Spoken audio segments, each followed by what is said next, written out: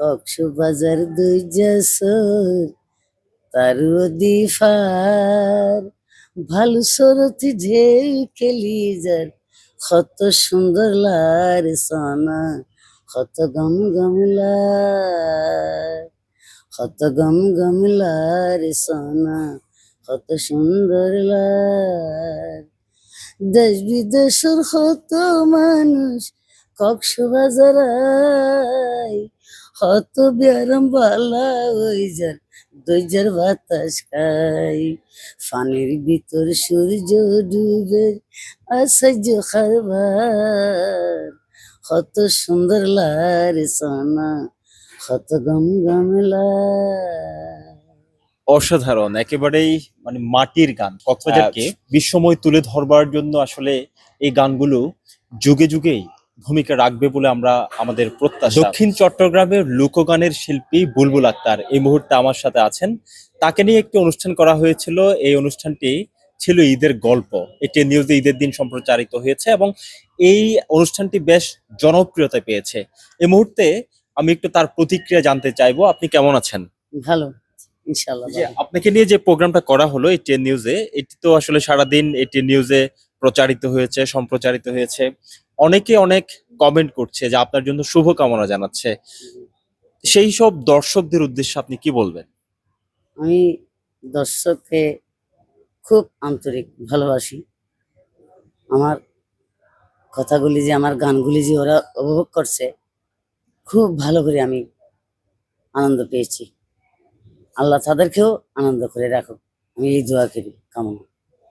বেশিরভাগ মানুষ কিন্তু আপনাকে চেনেন, জি জি, কিন্তু আপনার স্বামী রশিদ কাওয়াল তিনি যে রশিদ কাওয়াল যে তিনি আপনার স্বামী ছিলেন এটা কিন্তু আবার অনেকেই জানেন না। জানেন। এই অনুষ্ঠানের মধ্য দিয়ে আপনার স্বামীকেও নতুন ভাবে চিনেছেন রশিদ কাওয়াল। তিনি একাধারে সুরকার, গীতিকার। চট্টগ্রামের অনেকগুলো জনপ্রিয় সঙ্গীত কিন্তু তার হাত ধরেই তার একেবারেই সূচিত হয়েছে। যে আপনার মাধ্যমে, আপনার মধ্য দিয়ে, এই অনুষ্ঠানের মধ্য দিয়ে যে রশিদ কাওয়ালকে মানুষ চিনতে পারলেন, এটি নিশ্চয়ই একটি ইতিবাচক একটি বিষয়। জি, জি। দর্শকদের উদ্দেশ্যে আপনি কিছু বলতে চান কিনা?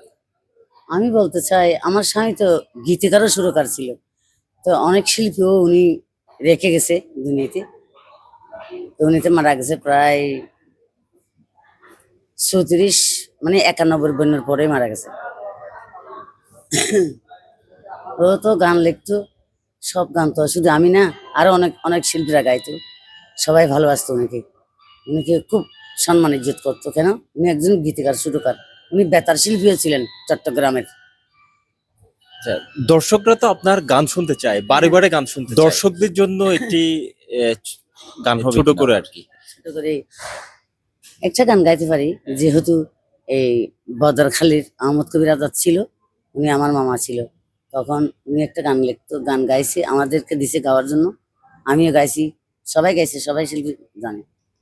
যেমন কক্সবাজার দুই যশোর তারুদি ফার ভালু সরতি ঢেউ খেলি যার কত সুন্দর লার সানা কত গম গমলার কত গম গমলার সানা কত সুন্দর লার দেশ বিদেশের কত মানুষ কক্সবাজার আয় কত ব্যারাম বালা ওই যার দইজার বাতাস খাই ফানির ভিতর সূর্য ডুবে আসার্য খারবার কত সুন্দর লারে সোনা কত গম গমলা। অসাধারণ, একেবারেই মানে মাটির গান। কক্সবাজারকে বিশ্বময় তুলে ধরবার জন্য আসলে এই গানগুলো যুগে যুগেই ভূমিকা রাখবে বলে আমরা আমাদের প্রত্যাশা। এই গানটি কার ছিল যেন? এই যে লিখেছেন কে? আহমদ কবির আজাদ লিখেছিল। আহমদ কবির আজাদ। সুর করেছেন কে? উনি করেছে। উনি নিজেই সুর করেছেন। এই গানটি কিন্তু অত্যন্ত প্রিয় একটি গান।